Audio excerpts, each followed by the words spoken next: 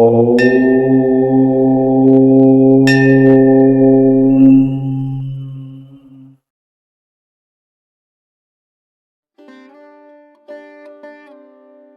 வணக்கம்.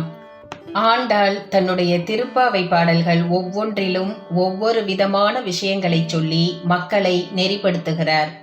மார்கழி மாதத்தில் மாதவனாகிய நாராயணனை போற்றி பாடுவது எவ்வளவு அவசியமான சிறப்புடைய ஒன்று என்பதை விளக்குவதுடன், திருப்பாவை பாடல்களை பாடி வழிபட்டால் எப்படிப்பட்ட நன்மைகள் நமக்கு கிடைக்கும் என்பதையும் ஆண்டாள் குறிப்பிடுகிறார்.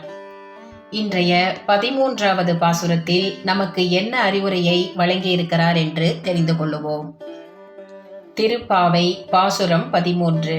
புள்ளின் வாய் கீண்டானை பொல்லா அரக்கனை கிள்ளி களைந்தானை கீர்த்திமை பாடிப்போய் பிள்ளைகள் எல்லாரும் பாவை களம்புக்கார் வெள்ளி எழுந்து வியாழம் உறங்கிற்று புல்லும் சிலம்பினகான் போதரி கண்ணினாய் குள்ள குளிர குடைந்து நீர் ஆடாதே பள்ளி கிடத்தியோ பாவாய் நீ நன்னாளால் கள்ளம் தவிர்ந்து கலந்தேலோர் எம்பாவாய். விளக்கம். பொல்லாத அரக்கர்களை சிறிய புற்களை கிள்ளுவதைப் போல எளிதாக அழித்த நம்முடைய கண்ணனின் புகழினை பாடுவதற்காக பிள்ளைகள் அனைவரும் எழுந்து விட்டார்கள். நட்சத்திரங்களும் நிலவும் சென்று பொழுது விடிய துவங்கிவிட்டது. புற்கள், மரம், செடி கொடிகள் தங்கள் மீது படர்ந்திருக்கும் பனியை நீக்கி எழுந்து விட்டன. நீ மட்டும் குளிர்கிறது என போர்த்தி கொண்டு படுத்து உறங்கிக் கொண்டிருக்கிறாயே. பெண்ணே, இறைவனை வணங்கி அவனுடைய புகழை பாடுவதற்காகவே நாம் படைக்கப்பட்டோம், எழுந்திரு என்பது பொருள்.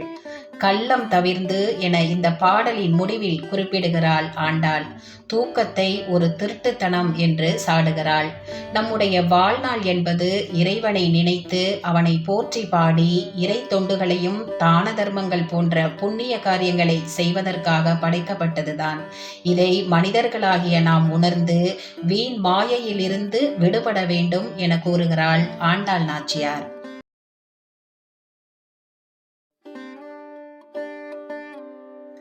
திருவெம்பாவை. சிவபெருமான் கோவிலிலோ கைலாயத்திலோ மட்டும் இல்லை. நாம் காணும் அனைத்துமே இறைவனினுடைய படைப்பால் ஆனது. அனைத்து பொருட்களிலும் இறைவனே நிறைந்திருக்கிறான் என்பதை தன்னுடைய 13வது பாடலில் அழகாக எடுத்து கூறியுள்ளார் மாணிக்கவாசகர். திருவெம்பாவை 13வது பாசுரம். பைங்குவளை கார்மலரால் செங்கமல பைம்போதால் அங்கம் குறுகினத்தால் பின்னும் அரவத்தால் தங்கள் மலங்கழுவுவார் வந்து சார்தலினால் எங்கள் பிராட்டியும் எங்கோனும் போன்றிசைந்த பொங்கு மடுவில் புகப்பாய்ந்து பாய்ந்து நம் சங்கம் சிலம்ப சிலம்பு கலந்தார்ப்ப கொங்கைகள் பொங்க குடையும் புனல் பொங்க பங்கைய பூம் புனல் பாய்ந்து ஆடேலோர் எம்பாவாய். விளக்கம். கரிய நிற குவளை மலர்கள் குளத்தின் நடுவிலே உள்ளன. அருகில் சிவந்த நிறத்தில் தாமரை மலர்கள் முளைத்து கிடக்கின்றன. நீர்க்காக்கைகள் நீரில் மிதக்கின்றன. இந்த குளத்தில் தங்கள் அழுக்கை களைய மக்கள் வருகிறார்கள். அவர்கள் நமச்சிவாய என சொல்லி சப்தம் எழுப்புகிறார்கள். இந்த காரணங்களால் இந்த குளம் எங்கள் சிவனையும் பார்வதியையும் போல் தோற்றமளிக்கிறது. தாமரை மலர்கள் நிறைந்த இந்த தெய்வீக குளத்தில் நம் சங்கு வளையல்கள் சலசலக்க, கால் சிலம்புகள் கலகல என ஒளி எழுப்ப, மார்புகள் விம்ம பாய்ந்து நடுப்பகுதிக்கு சென்று நீராடுவோம் என்பது பொருள். மாணிக்கவாசகர் தன் தெய்வீக பார்வையால் கரிய குவளை மலர்களை அம்பிகையாகவும் தாமரையை சிவனாகவும் பார்க்கிறார். சாதாரண குலத்தில் உடல் அழுக்கு மட்டுமே நீங்கும், பக்தி குலத்தில் மன அழுக்கும் சேர்ந்தே நீங்கும் என்பது அவரது இனிமையான கருத்தாக உள்ளது.